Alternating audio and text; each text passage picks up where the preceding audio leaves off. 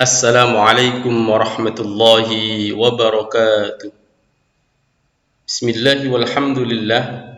Puji syukur kita panjatkan kehadirat Allah Subhanahu wa taala dengan mengucapkan alhamdulillahi rabbil alamin dan bersolawat kepada junjungan kita Nabi besar Muhammad sallallahu alaihi wasallam dengan ucapan Allahumma shalli wa sallim wa barik ala sayyidina Muhammad wa ala ali sayyidina Muhammad.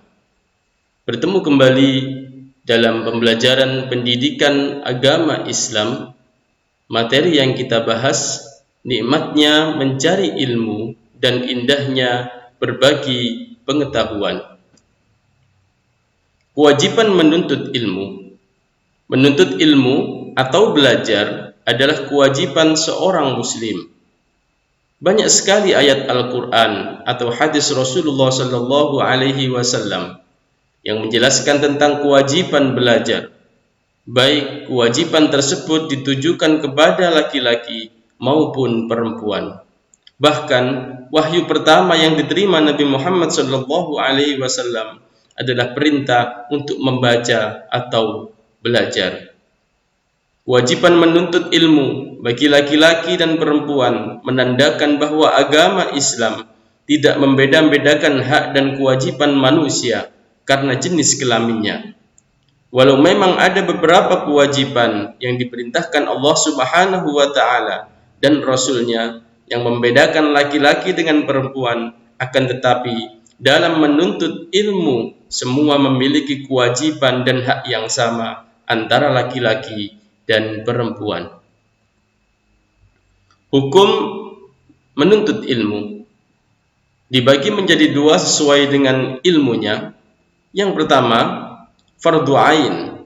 Hukum mencari ilmu menjadi fardu ain jika ilmu itu tidak boleh ditinggalkan oleh setiap muslim dan muslimah dalam segala situasi dan kondisi, seperti ilmu mengenal Allah atau ilmu tauhid dengan segala sifatnya, ilmu tentang tata cara beribadah dan lain sebagainya. B. Fardu kifayah. Hukum menuntut ilmu menjadi fardu kifayah, berlaku untuk ilmu-ilmu yang harus ada di kalangan umat Islam sebagaimana dimiliki dan dikuasai golongan kafir, seperti ilmu kedokteran, ilmu perindustrian, ilmu falak, ilmu eksakta, serta ilmu-ilmu lainnya. Keutamaan orang yang menuntut ilmu. A. Diberikan derajat yang tinggi di sisi Allah Subhanahu wa taala.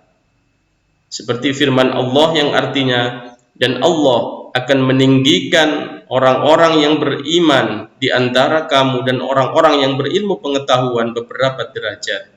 Dan Allah Maha mengetahui apa yang kamu kerjakan. B. Diberikan pahala yang besar di akhirat nanti. Rasulullah sallallahu alaihi wasallam bersabda yang artinya, penuntut ilmu adalah penuntut rahmat dan penuntut ilmu adalah pilar Islam dan akan diberikan pahalanya bersama para nabi. Yang C. Merupakan sedekah yang paling utama.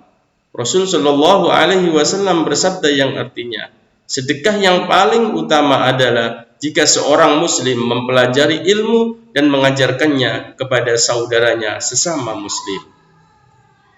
Selanjutnya, keutamaan orang yang menuntut ilmu adalah lebih utama daripada seorang ahli ibadah. Dari Abi Thalib radhiyallahu an Rasulullah sallallahu alaihi wasallam, seorang alim yang dapat mengambil manfaat dari ilmunya lebih baik daripada 1000 orang ahli ibadah.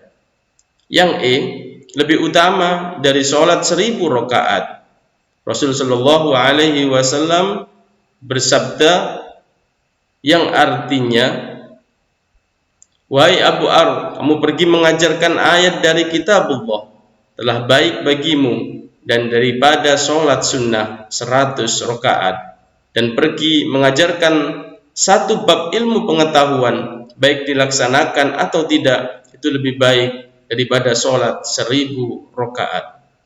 Dan selanjutnya yang terakhir adalah diberikan pahala seperti pahala orang yang sedang berjihad di jalan Allah Subhanahu wa taala.